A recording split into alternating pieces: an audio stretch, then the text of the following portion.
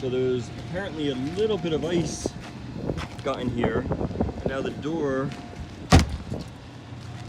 is like not shutting right. There's like a gap here because the window is not coming down. It does not look.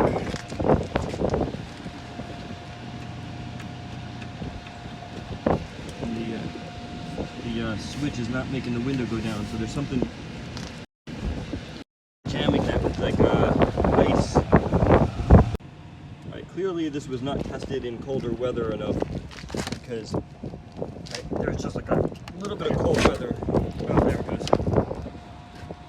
But this handle, like I'm pushing and it comes out and just like gets stuck.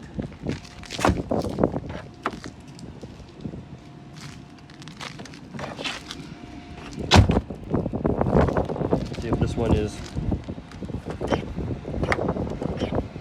I hear the motor trying, but it's not.